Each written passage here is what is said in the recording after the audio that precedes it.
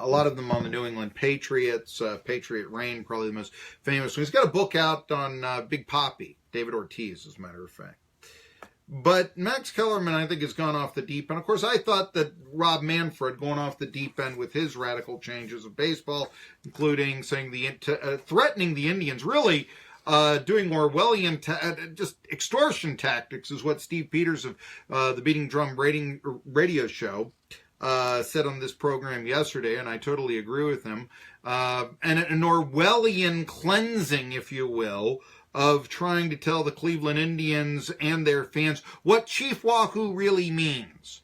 And that's why I'm so disturbed by it. I mean, I think it's more than just a baseball logo has changed, who cares? I think that there's, you are extorting. This is very dangerous movement in society. But Max Kellerman would like to take it one step further. He'd like the Notre Dame Fighting Irish to drop their Fighting Irish nickname and leprechaun mascot. Now, I guess I would say, and I've said this before, when it goes to logos, I always love Chief Wahoo. He's smiling, he's friendly, he's humorous, which is something you don't get a lot of in sports, good humor. I haven't liked the Florida State Seminole. To me, looks like he's getting stabbed in the back or shot in the back. But you know what? I don't have to buy Florida State merchandise then with that logo on. No one is forcing me to do it. I don't have the right, though, to go to Florida State and say, change that. I don't like it. What do they care about a guy from East Tennessee anyway? I'm not a huge fan of the Fighting Irish mascot. I don't think it's attractive.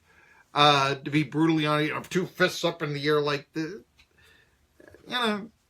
I just don't think it's attractive, and all this. But at the same time, it's a caricature, much like Chief Wahoo is. Should Notre Dame's athletic team cease to be called the Fighting Irish? According to Max Kellerman, yes. Said this on ESPN, show's First Take, which co-host Stephen A. Smith, who has actually said that if Oprah Winfrey runs for president, he will campaign for her. But ESPN isn't political.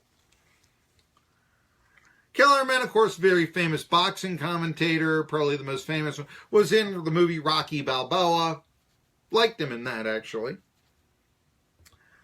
Admitted that many Irish Americans are not offended, much like many Native Americans aren't offended by the Redskins or Chief Wahoo or whatever. But many are. Oh.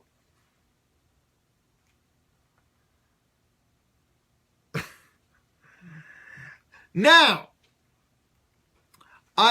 Brian Kenny, co-worker of him at ESPN,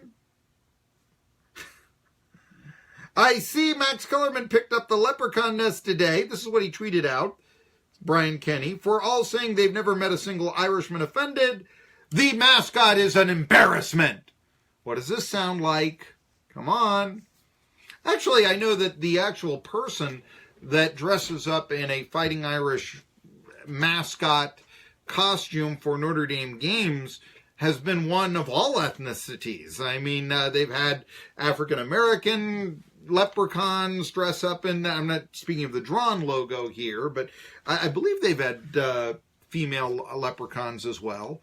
I know actually that the Mountaineer at West Virginia, and traditionally the Mountaineer is a student and he grows his beard and all that, and I guess he fires a musket. But I know West Virginia did have a female Mountaineer at one point. And no, I hope that she did not have to put on a beard or anything like that. She'd be able to have a female Mountaineer. I think that that's a good thing. Yeah, Annie Oakley shooting the gun. Yeah, I like that. I do. Okay, but there you go. Brian Kenny, it paints us as a bunch of foolish drinking, fighting, singing, dancing, and lying. No, lying. Now, why would a leprechaun? I don't get that. Lying gnomes. I really never, looked at a Notre Dame logo and ever said, that means that Irishmen are liars. No, I never thought that. Honest. But again, tell us what you think, tell us what we're thinking. That's not offensive. There you go. Leprechaun cartoons are subhuman and offensive. You gotta tell General Mills about that. I mean, making the breakfast cereal up like that. According to Notre Dame officials, Fighting Irish has adopted the school's official nickname in 27. Newt Rockne was coaching. It has been informally used before then. In fact, Cleveland Indians, I should point this out, although officially adopted in 1915, was informally used as well because of Louis Sock Alexis. I can even show you newspaper articles, I should say magazine articles to be technically correct, although printed on newsprint of the day dating back to 1897, urging the Indians to change their name because of the presence of Sock Alexis to Indians. There has been a revisionist history gone by the politically correct movement who say that no, they wanted to be like the Braves.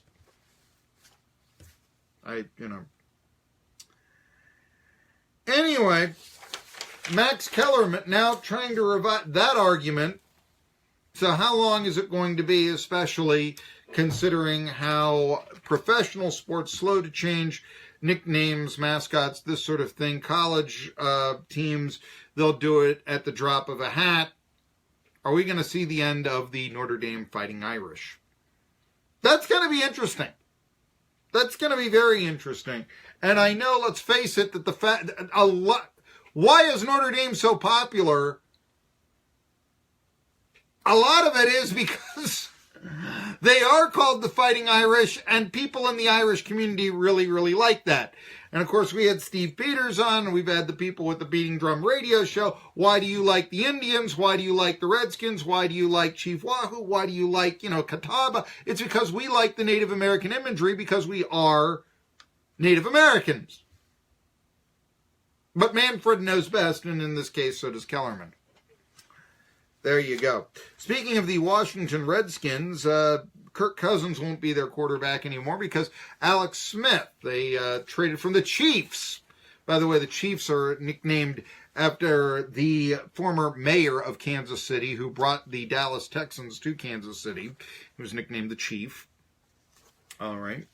Anyway, Alex Smith, it's a 4-year contract, and that means that he'll be the quarterback of the Redskins through the age of, he'll be 34 when the season begins next year, so you figure 34, 35, 36, 37. Smith will be the quarterback, and the Redskins still 37. Remember, he is once a number 1 overall draft choice. A couple of comments here. First of all, how stupid does Jim Harbaugh now look, what with a 4,000-yard passer being sent to free agency by the Redskins because they're signing Alex Smith, who is the guy that Harbaugh shunned for Colin Kaepernick, whose contributions really, even in his prime, were very minimal, and I always thought that he couldn't get, he was all legs, he could not get the Niners into the end zone, because you can't scramble your way to a championship, and you can't scramble your way to a final 10 yards once the Niners got into the red zone at the beginning of the, 2013 Super Bowl, 2012 season. We got that. But yeah, just really I don't know what to tell you. Really a horrible, if you move back in the day. And had Harbaugh not made it, how popular would the NFL still be now? Wouldn't have the anthem controversy, all of that. Wouldn't that be nice and all that? Nick Foles, by the way, is the quarterback of the Eagles, you know that, in the Super Bowl. This is what he had to say about the Alex Smith trade from the Super Bowl in Minneapolis this week. Washington's very fortunate to have a quarterback in Alex Smith. My year with him was one of my favorite years of football, just being there in Kansas City, getting to work with him. Seeing a guy that, for some reason, people critique all the time, and the guy's a winner. Look at him. Look what he did this year, and he just keeps coming. He keeps getting better. Washington's getting a great quarterback. I'm excited, for him and his opportunity. This league's crazy. You never know what's going to happen, but Alex is a great quarterback, and really enjoy playing with him. Remember, after 5 weeks, he was the front runner for NFL MVP. Alex Smith. Meanwhile, Kareem Hunt, star running back for the Chiefs. This means that Pat Mahomes, with only one NFL start under his belt, but last year's number one pick for the Chiefs, is going to be the Kansas City starter. What does that running back think of Mahomes being the starter? My thoughts on Pat are very high. You know, I got a feeling Pat going to come in and make a huge impact for our team, and he's going to be a great asset. I can't wait to see what he does with his, this year coming up, and I know he'll be great. You know, he has a strong arm, he can move, and he can make throws all over the field. Honestly, I don't know if there's a throw he can't make on the field. Okay, that's standard. Interesting. Is there a throw he can't make on the field? Smith, I guess, not known for his arm strength. What's next for Kirk Cousins? A lot of people talking about the Jets. Basically, the way I see it, there are about 8 teams that might be in a market for a quarterback this offseason. Of course, it's going to be a quarterback-rich draft. 7 of them, by the way, in the AFC. The Bills, playoff team with Tyrod Taylor, Cousins, if Kirk Cousins, who's going to be a free agent come March now, 4,000-yard passer with the Bills. Interesting. Buffalo has gone that way before, what with Doug Flutie, Breeze, even to a certain extent Jim Kelly from the USFL, although they did draft him. Talk about the Browns, I don't know. Jacksonville can pay Blake Bortles $19 million next year. They can use the money on Cousins.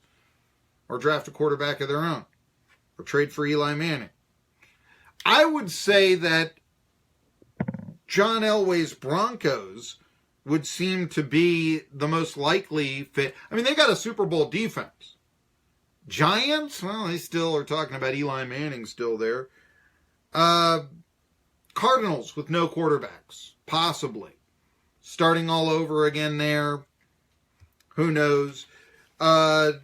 Drew Brees, by the way, says he's staying. But if he decides to change his mind, contract situation, who knows? Vikings, the Vikings aren't going to sign. I'm looking at hearing the Jets a lot. I told you about Alvin Kamara that he would be talking. He's been talking a little bit. The former Tennessee running back now with the Saints and starring for them. By the way, why did Alvin Kamara transfer out of Alabama? It was a decision that I made, throughout the course of the season. I was like, yeah, this is probably going to be it. I'm going to probably get out of here. Coach Saban didn't want me to leave, but, I felt pretty adamantly about it that, it would probably be my best decision and best interest to leave. So I made that transition and, the rest is history, really. But was he underused with the Vols? I don't know. I get that question everywhere I go. I run into people and they're like, man, why didn't you play? Why didn't you? And my best answer is I just control what I can control. I mean, I didn't know if I was getting 2 carries in the game or 10. So, I just tried to make the most out of everything. And why are so many Georgia natives leaving the state? Yeah, we all talk about that. All the guys from Georgia, we always talk about it. I don't know what it was. I think everybody from Georgia that was good got offered like a little bit late in Georgia. You got to think about it. I don't think that's happening now, although I'm skeptical of recruiting ratings. Kirby Smith right now is the #1 recruiting class in the country. See you tomorrow. Jack Squirek, Super Bowl hero from the old days, is going to join me.